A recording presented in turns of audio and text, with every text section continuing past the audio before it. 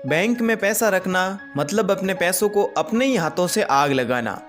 दोस्तों मैं ऐसा इसलिए कह रहा हूँ क्योंकि बैंक में पड़े आपके पैसे साल दर साल कम होते जा रहे हैं। दोस्तों बैंक हमसे हमेशा एक झूठ बोलता है कि बैंक में पड़े हमारे पैसे ग्रो हो रहे हैं, जबकि सच तो ये है कि बैंक में हमारे पैसे लगातार घट रहे हैं। दोस्तों यदि आप अपने सेविंग अकाउंट में पैसे रखते हैं तो वहाँ पर भी आपको ज़्यादा से ज़्यादा 3% का रिटर्न मिलता है। वहीं महंगाई दर साल दर साल 7.5% के हिसाब से बढ़ रही है, यानी कि आपके पैसे साल दर साल 4.5% के हिसाब से घट रहे हैं। दोस्तों यदि आप भी अपने सेविंग अकाउंट में पैसे रखते हैं तो वहाँ पर भी आपको ज़्यादा से ज़्यादा 3% का रिटर्न ही मिलता है, यानी कि आपके पैसे साल दर साल 4.5% के हिसाब से घट रहे हैं। और आपके पैसे यदि ऐसे ही पड़े रहे तो इनकी वैल्यू पूरी तरीके से घट जाएगी। यदि आप एफडी यानी कि फिक्स डिपॉजिट भी करवाते हो तो भी आपके पैसे 2 से 3% तो घट ही रहे हैं, क्योंकि एफडी पर आपको 5 से 6% तक का रिटर्न मिलता है। दोस्तों अब मैं आपको थोड़ा महंगाई दर के बारे में भी समझा देता हूँ। माना कि आपने एक समय में 100 रुपये को बचा कर रखा है जो आपकी सेविंग है, उसी समय बाजार में कोई वस्तु जैसे कि ये बोतल जिसकी अभी कीमत 100 रुपये है, अब आप कभी भी आपके पास पड़े पैसों से ये बोतल खरीद सकते हो। लेकिन अभी इंडिया की एवरेज महंगाई दर 7.5% से बढ़ रही है। इसका मतलब ये है कि ये बोतल अभी 100 रुपये में मिल रही है, वहीं अगले साल 107.50 पैसे में मिलेगी। इसका मतलब ये है कि आप ऐसे ही अपने घर या बैंक में पैसे रखते हो तो जो आज आप उन पैसों से खरीद सकते हो वह अगले साल नहीं खरीद पाओगे। आपका पैसा इन्फ्लेशन की वजह से साल दर साल घटता जाता है। अब आपका यही सवाल होगा कि इसका सॉल्यूशन क्या है, तो आज की इस वीडियो में मैं आपके लिए सबसे बेस्ट 5 एसेट लेकर आया हूँ, जिसमें आप भी इन्वेस्ट करते हो तो ना सिर्फ ये आपके पैसों को बचाएंगे बल्कि अच्छा रिटर्न भी साथ में देते रहेंगे। एसेट्स वह चीज़ है दोस्तों जो आपकी जेब में पैसा डालते हैं। यदि आपने अपनी लाइफ में एक भी एसेट्स क्रिएट कर लिया तो इसका सीधा मतलब है कि आपने अपने पैसों को काम पर लगा दिया। अब आपके पैसे आपके लिए काम करते रहेंगे।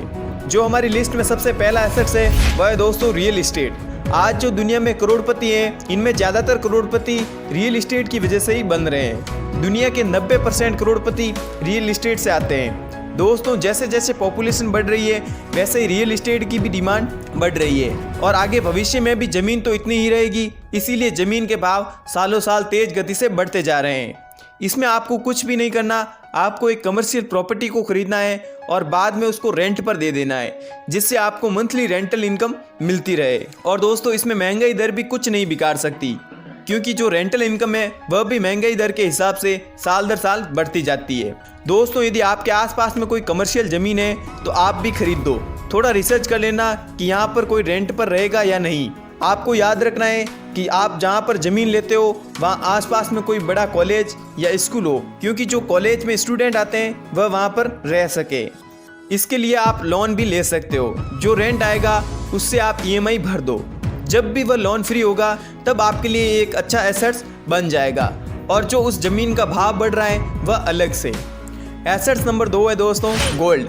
यदि हम पिछले कई सालों से एवरेज देखें तो गोल्ड कम से कम 10% का तो रिटर्न दे ही रहा है। दोस्तों गोल्ड एक ऐसी चीज़ है जिसको सरकार भी रखने की अनुमति देती है और इसको कोई भी सरकार बैन भी नहीं कर सकती। इसीलिए ज़्यादातर अमीर लोग पैसों की जगह पर गोल्ड में इन्वेस्ट करना प्रीफर करते हैं। दोस्तों इसीलिए गोल्ड को सेफ हेवन एसेट्स भी कहते हैं। यदि आप गोल्ड को घर पर नहीं रख सकते तो आप SGP के तहत डिजिटली गोल्ड भी खरीद सकते हो। एसेट्स नंबर 3 है दोस्तों स्टॉक्स। दोस्तों ये एसेट्स मेरे खुद का भी फेवरेट एसेट्स है। यदि आज के समय में जल्दी से अपनी वेल्थ को बढ़ानी है तो आपको स्टॉक में अपने पैसों को इन्वेस्ट करना ही पड़ेगा।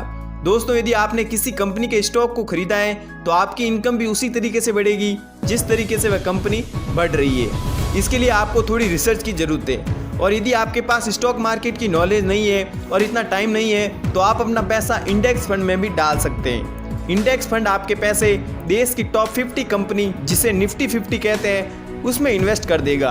अब जैसे जैसे इंडिया की इकोनॉमी ग्रो होगी वैसे ही आपके पैसे भी ग्रो होते जाएंगे। इंडेक्स फंड पिछले कई सालों से लगभग 15% तक का रिटर्न दे रहा है। एक छोटा सा कॉम्प्रोमाइज कर देते हैं दोस्तों इंडेक्स फंड और FD में डाले पैसों पर। माना कि आपने 5 लाख रुपए की FD 10 साल के लिए करवाई है, वहीं आपका दोस्त 5 लाख रुपए लमसम कर देता है, यानी कि एक साथ इंडेक्स फंड में डाल देता है। यदि एफडी का रिटर्न 8% माने तो भी आपको 10 लाख और 80,000 रुपए मिलेंगे। वहीं आपके दोस्त को 15% रिटर्न के हिसाब से लगभग 20,23,000 रुपए मिलेंगे। तो अब आपको समझ आ ही गया होगा कि बैंक हमारे पैसे कैसे निगल रहा है। चौथा एसेट है दोस्तों बिजनेस। दोस्तों बिजनेस आपको इन सबसे ज्यादा रिटर्न दे सकता है। ये जरूरी नहीं है कि आप ज्यादा पैसा लगा कर ही कोई बिजनेस करो, आप थोड़े पैसों से भी शुरू कर सकते हैं। यदि बिजनेस में आपने 5 लाख रुपए इन्वेस्ट किए हैं तो पहले ही साल लगभग 4 लाख तो वापस निकल ही सकते हैं। आप सीजन वाइज भी कोई बिजनेस कर सकते हो, जैसे किसी त्योहार पर कोई सामान ज्यादा बिकता है वह पहले से ही स्टॉक कर दो और जब वह त्योहार पास में आए तब उसे अच्छे प्रॉफिट के साथ बेच दो। ऐसा कोई आइडिया हो तो आप भी एक अच्छा एसेट्स बना सकते हैं। 5वां एसेट्स है दोस्तों इक्विपमेंट। ये एक इन्वेस्टमेंट का ऐसा तरीका है जिसमें यदि आपके पास ज़्यादा पैसा नहीं है तो भी आप कम से कम पैसों में भी अपना इन्वेस्टमेंट चालू कर सकते हो। दोस्तों जैसा कि किसी शादी समारोह में टेंट की ज़रूरत रहती है, लाइट जनरेटर की ज़रूरत रहती है, इसमें आपने भी कभी ध्यान दिया कि इसमें कितनी लागत आती होगी। हम माने नया लेने में एवरेज 10 ऑर्डर भी निकल जाए तो भी इन्वेस्ट किया हुआ पैसा निकल जाता है। इसका रियल उदाहरण भी मैं दे देता हूँ। आज से 3 साल पहले मैं और मेरे 2 दोस्तों ने शादी की सीजन में 2500 रुपये इकट्ठा करके घर सजाने वाली डेकोरेशन लाइट लाए थे। वह चाइनीज माल था तो 7,500 में बहुत सारी लाइटें आ गई थी और लाते ही हमको ऑर्डर मिलने शुरू हो गए थे। एक ऑर्डर का मात्र 2500 रुपये ही लेते थे। उसी जगह पर कोई दूसरा आता था तो वह 5,000 से ज़्यादा पैसे लेता था। इसीलिए ज़्यादातर गांव वाले हमको ही लाइट लगाने का ऑर्डर देते थे। हमने उसी लाइट से कम 10-10 हज़ार रुपये कमाए थे और अब मेरा दोस्त उन्हीं लाइट से शुरुआत करके शादी में काम आने वाले सभी सामान रखने लग गया है, जैसे खुद का डीजे, लाइट, जनरेटर, और अब उसका अच्छा एक बड़ा बिजनेस भी बन गया है। मैं ये नहीं कहता कि आप भी कोई ऐसे ही शादी में काम आने वाली चीज़ों पर इन्वेस्ट करो। इसके जैसे ही आपके मन में भी कोई इन्वेस्टमेंट का तरीका है वह आप अपना लो, पर आप अपने पैसों को बैंक में कभी मत रखना, क्योंकि बैंक में पैसे आपके साल दर साल घट रहे हैं। तो दोस्तों मुझे उम्मीद है कि आपको ये वीडियो पसंद आया होगा और भी ऐसी वीडियो देखने के लिए हमारे इस यूट्यूब चैनल को जरूर सब्सक्राइब करें। तो मिलते हैं अगली और नई वीडियो में, तब तक के लिए जय हिंद जय भारत।